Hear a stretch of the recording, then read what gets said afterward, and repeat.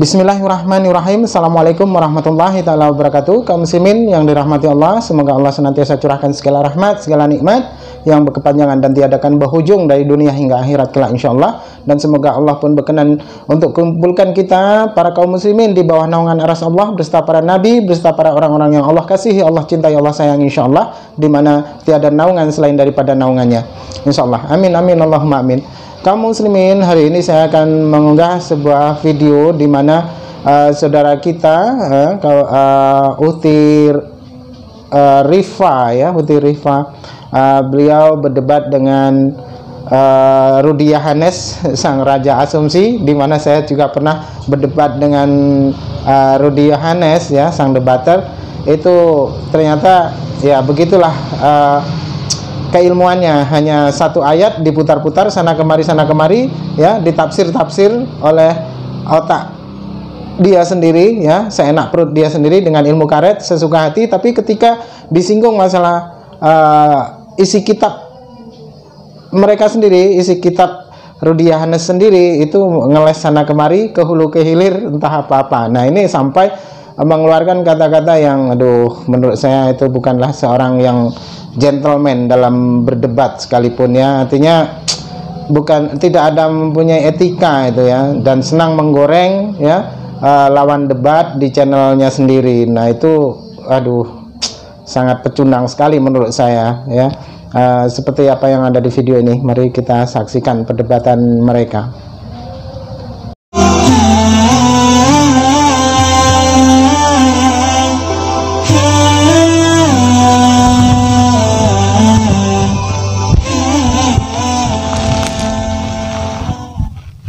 Assalamualaikum warahmatullahi wabarakatuh. Bismillahirrahmanirrahim. Alhamdulillahirabbil alamin. Arsala rasulahu bil huda wa dinil haq liyuzhirahu 'ala dini kulli walau karihal kafirun walau karihal munafiqun. La nabiyya ba'da amma ba'du. Ikhwan fillah rahimahullah, kali ini saya akan membuat konten tentang Tuhan menyesal menurut Rudy Yohanes. Nah, di situ kita lagi ngobrol tentang ada ayat yang mengatakan bahwa Tuhan itu bukan manusia sehingga dia menyesal. Itu ada di dalam Alkitabnya orang Kristen. Nah, kebetulan di sana ada Bang Erik mu'alaf dan juga Bang Julius yang sebagai seorang mu'alaf. Tentu kan saya ingin bertanya, bagaimana sih perspektif dari pihak mereka dulu sewaktu menjadi Kristen menanggapi tentang ayat ini bahwa Tuhan nyatakan dia bukan manusia sehingga memiliki sifat menyesal. Nah, kita lagi enak dialog, ternyata masuk Rudy Yohanes. Rudy Yohanes berstatement yang statementnya sih menurut saya ya aneh gitu. Dan statementnya bagaimana, mari kita saksikan bersama-sama tentang Tuhan menyesal menurut versi Rudy Yohanes, ikhwan fillah. Terkait tentang ayat Allah bukanlah manusia di Bible, kalau menurut pemahaman dulu waktu Bang Erik jadi Kristen, itu gimana doktrinnya itu? Kan pernyataan Allah jelas bukan manusia di situ. Kalau secara doktrin Kristen gimana itu pemahamannya, Bang? Nah, kalau dalam dulu ketika saya ini, nah dan bukanlah manusia kan, Allah bukanlah manusia, tetapi ketika lahirnya Yesus Kristus, Allah itu berfirman, dan firman itu telah menjadi manusia, dan firman itu menjadi di tengah-tengah kita, yaitu Yesus Kristus. Di dalam Yohanes 1 ayat 1 sampai Yohanes 1 ayat 1 sampai 14. Itu kan ayatnya jelas di situ bahwa Allah itu adalah firman. Seperti itu. Makanya oh iya aja dulu gitu. Oke, paham gitu. Dan kalau meskipun dikatakan di sini Allah bukanlah manusia, sehingga ia berdusta, bukan anak manusia, sehingga ia menyesal, masa ia berfirman tidak melakukannya, atau berbicara tidak menepatinya, kan itu ini bisa menjadi beberapa tafsir dan referensi juga gitu, atau beberapa penjelasan gitu. Nah ini kebetulan ada Bang Rudy, kita langsung aja tanya ke pakarnya nih ya. Masya Allah, mantap nih. Nah Bang Rudy, halo semua dulu, halo semua. Halo Bang Rudy. Apa namanya? Aduh, Bang Rudy lagi. Aku bisa nggak sih ketemu bukan Bang Rudy? Bang Rudy lagi. Malas sekali aku digibahin terus sama dia ini loh, Bang Rudy ini. Kalian bertiga ya? Barusan ini kalian gibahin aku juga, katanya tanpa dalil. sorry Tanpa ya. dalil. Kok Kami nggak sorry pernah. itu Erik? Nggak pernah kami Kebetulan aja nih Bang. menggibah. Langsung aja nih ada Bang Rudi nih. Kan tadi Ibnu Qalam ngomong nih Bang. Katanya Allah itu bisa menjadi manusia dan bisa menjadi Tuhan. Nah, dalam Ulangan 23 ayat 19 itu sangat jelas Bang, Allah bukanlah manusia dan Ibnu Qalam menghilang gitu. Nah, menurut pendapat Bang Rudi nih ya, ini kita bukan debat. Saya nanya aja ke Bang Rudi. Karena di sini ada katakan Allah bukanlah manusia, itu gimana Bang? Ya memang dia bukan manusia sehingga dia berbohong. Kan baca ayat itulah. Ayat apanya sampai selesai. Coba baca ayat selanjutnya. Yang ayat 20. Nah, silakan. Dari LAI ya, dari TB. Allah bukanlah manusia sehingga ia berdusta, bukan anak manusia sehingga ia menyesal. Masakan ini saya bingung juga ayatnya, tapi di dalam versi yang lain dikatakan jika ia berfirman, masa ia tidak melakukannya? Ya, itu intinya. Jikalau dia berfirman, masa dia tidak melakukannya? Itu. Jadi jelas ayat itu menceritakan bahwa Allah itu bukan manusia yang berbohong. Bukan berarti dibilang Allah bukan manusia, bukan begitu. Sudah jelas ayat itu Allah bukan manusia sehingga dia berbohong. Kan demikian. Masa kan dia berfirman tidak melakukannya. Demikian. Berarti dia tak punya sifat manusia gitu ya Bang ya. Dia nggak punya sifat manusia gitu. Memang betul sifat itu yang diambil manusia itu sifat Tuhan. Menyesal itu sifat Tuhan, bukan sifat manusia. Oh berarti terbalik ya Bang ya. Tuhan yang punya sifat menyesal berarti. Iya betul. Kamu betul sekali. Berarti kalau Tuhan menyesal Bang, kalau Tuhan menyesal berarti dia melakukan kesalahan dong Bang. Kan hanya orang yang melakukan kesalahan yang menyesal Bang. Siapa bilang orang yang melakukan kesalahan yang menyesal? Yuk kan kalau kita nyesal nih, aduh aku nyesal bikin manusia nih, ternyata pekerjaannya jelek semua, nyesel aku. Berarti kan salah kerjaan dia Bang, begitu kan? Kenapa rujukannya harus kesalahan? Kan tidak. Ini kan saya secara logika aja gitu. Itu bukan logika, logikamu mandek. Nah sekarang saya tanya sekarang menyesal kamu. Kenapa? Orang menyesal kenapa? Orang menyesal kenapa? Karena berbuat salah bukan? Jangan kau bilang orang dalam kasus apa dulu. Contoh. Tapi katanya orang ini sifatnya dari Tuhan. Kan manusia mengambil sifat dari Tuhan. Berarti ya sifat yang ada pada manusia itu sifat Tuhan. Kalau orang menyesal karena apa coba? Masa ada orang menyesal karena berbuat hebat? Nggak ada lah. Ada. Contoh si Einstein, dia menciptakan bom atom, menyesal dia. Kenapa aku temukan bom atom ini sehingga digunakan orang untuk membunuh orang banyak? Siapa bilang salah? Bang. Loh, memang ada kebaikan dari bom. Bayang nggak bikin bom? Ripa, kalau bom itu nuklir, teknologi nuklir banyak kebaikannya. Contohnya untuk pembangkit listrik, menjalankan kapal-kapal. Bom atom, Bang. Bom atom ngebom. Kan nuklir, awalnya kan nuklir. Teknologi nuklir. Kalau bom atom kan meledakkan, Bang, meledakkan banyak bikin musnah orang. Dulu atau perang dunia kedua belum jadi ini loh, Bang, belum jadi pembangkit listrik loh. Itu dia nyesal sebelum jadi pembangkit listrik, duluan nyesal loh. Loh, kenapa begitu? Kan manfaatnya banyak nuklir itu, teknologi nuklir. Abang nanya main sih lah katanya sama kami, kenapa? Kok nanya sama kami? Bang Rudi, kita bahas aja, Bang. Ibnu Qalam masih di bawah. Kenapa? Halo Bang, ini saya naikkan lah ya. Siapa yang mau saya tukar nih? Bang Madia mungkin. Saya mau tanya dulu sama kalian. Enggak, Pak Ibnu Qalam biar aja dulu sih. Madia. Tukar Madia. Saya mau tanya dulu. Sebelum Anda tanya, saya tanya dulu ya. Nah, di Kejadian 6 ayat 6 kan dikatakan, maka menyesallah Tuhan telah menciptakan manusia dan bumi. Lalu di dalam Samuel 15 ayat 29 itu dijelaskan lagi sang mulia dari Israel tidak berdusta dan ia tidak tahu menyesal sebab ia bukan manusia yang harus menyesal. Nah, kalau kita amati, bukankah ayat ini kontradiktif Bang Rudi antara Kejadian 6 ayat 6 sama 1 Samuel 15 ayat 29? Konteksnya kamu baca 1 Samuel itu bicara apa? Coba buka dulu. Coba buka. Jangan karena ada kata menyesal semua, enggak begitu konteksnya ada. Coba 1 Samuel tadi berapa?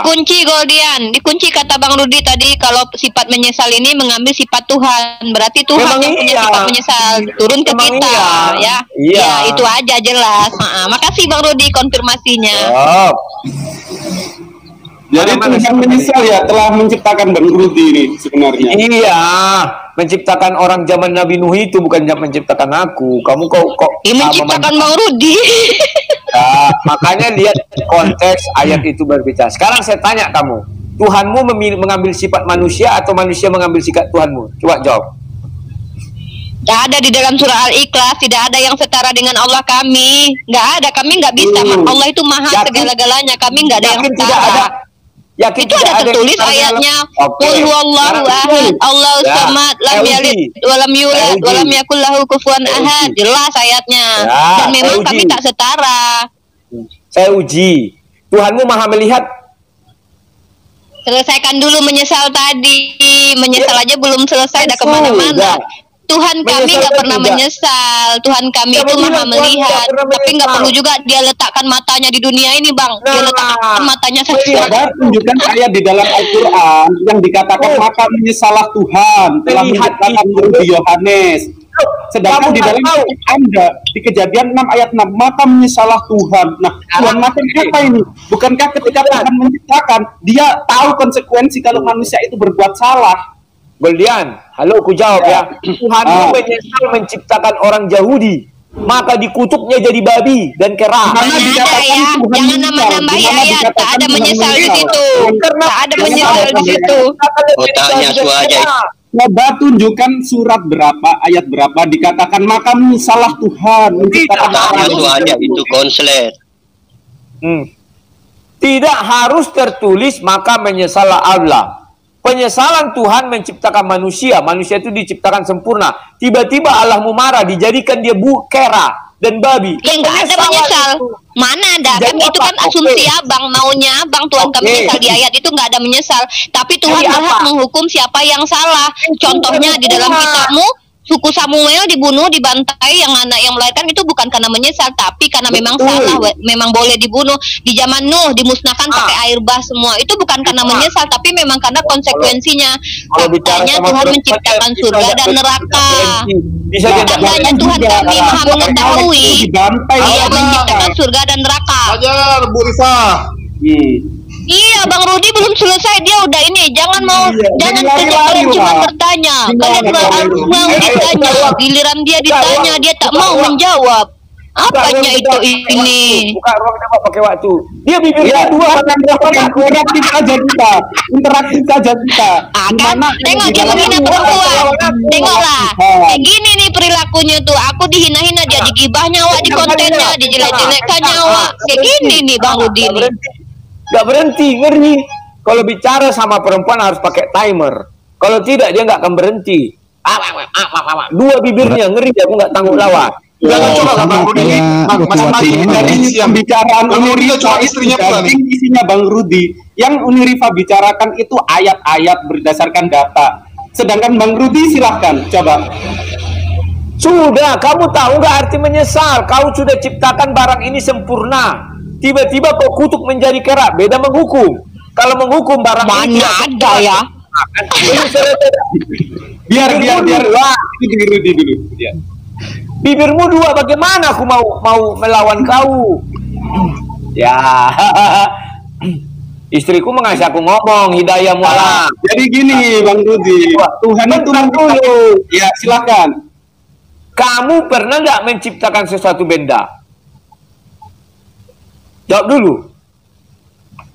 Membuat, beda ya, menciptakan dengan membuat. Nah, apalagi menciptakan, sedangkan membuat kita, kalau kita kesal, menyesal, kita hancurkan. Atau kita rubah dia menjadi yang lain. Beda dengan menghukum. Contoh, saya punya hewan, saya hukum, saya potong kepalanya, selesai mati. Manusia ini bukan dihukum itu, dirubah dari manusia menjadi babi, menjadi kera. Itu namanya menyesal menciptakan manusia ini. Dirubahlah dia menjadi babi dan menjadi kera. Baca ayatnya, jangan asumsi ayatnya, baca ayatnya. Itu kan itu kan kemauan pikiran lo, Bang Rudi. Kok kemauan pikiran saya?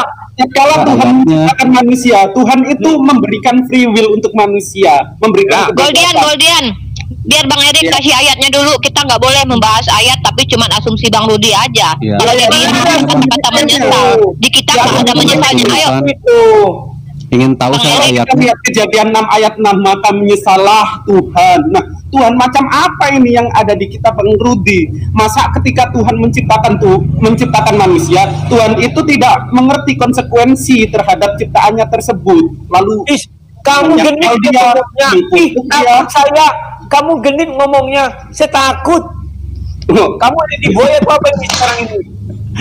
Enggak Bang, pengen tahu ayatnya biar saya bacain gitu. Ya silakan. Ya ayatnya di mana? Ayat apa lagi? Yang tadi babi dan kera itu. Carilah, gampang sekali kok. Cari kata babi, cari kera. Iya, ada. nggak boleh gitu. Ketika Makanya, Bang Rudi berumur dan membawakan ayat di dalam Al-Quran, tunjukin di surat apa, ayat berapa. Muslim Begitu masa pula bisa kita mencari. kita menyatakan Tuhan Bang Rudi menyesal. Ternyata termaktub di dalam Kejadian 6 ayat 6. Lady boy. Silahkan Bang Rudi.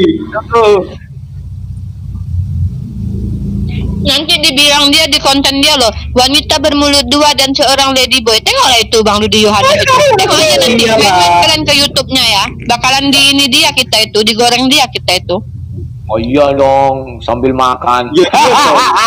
Iya. Demikian tadi perdebatannya, ya, di mana Rudi Yohanes mengatakan berkata yang sangat tidak ada etika di dalam berdebat itu, ya. Tidak ada kesantunan, tidak ada etika. Karena memang debat dengan Rudi Yohanes itu kita harus lebih banyak menyerang, karena jika mana tidak, dia yang akan menyerang kita dengan bertanya dan bertanya dan bertanya. Ketika kita berikan pertanyaan, dia hanya ya begitulah. Karena saya sudah mencoba ya berdebat dengan dia, ternyata memang tidak ada alkitabiah dan juga tidak akademis, ya. Hanya satu ayat, dua ayat dipusing sana kemari ya, menandakan keterbatasan ilmu yang dia miliki, itu saja. Dan kata-kata yang sangat tidak pantas pun sempat terlontar dari mulut Yohanes ini, ya.